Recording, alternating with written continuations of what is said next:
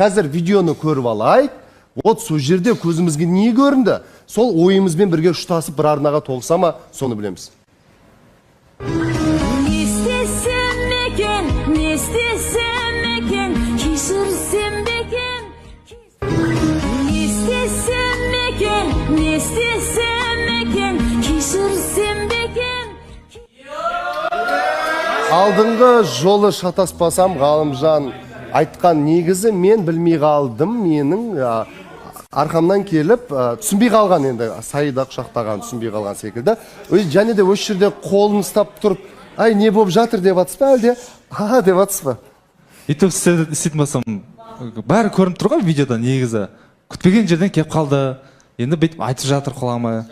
Қанжада да алдыда, может, мен уже паника болып кеткен сияқты, мен өткен Жанболаттың алдында отырып, Жанболатпен сөйлесіп жатқам. Жаныма бірден кеп қалған екен, мен уже миым былай сбой берді да, не болып жатқанын түсінбей қалдым да. Не істеп жатсың деген сияқты. Одан кейін орнынан тұрып, не болып жатыр өзі, жалпы не істеп жатсың дегенде, осылай, типа Қанжада үшін қолдау беріп жатырмын деген сияқты сөздер айтылған болатын ол жерде. Бауыржан мырза. Иә, Бауыржан мырза, Ғалымжан был в шоке, потому что мен басқа қатысушылармен негізі бәрімен былай амандасам. Нұржан Беркеш?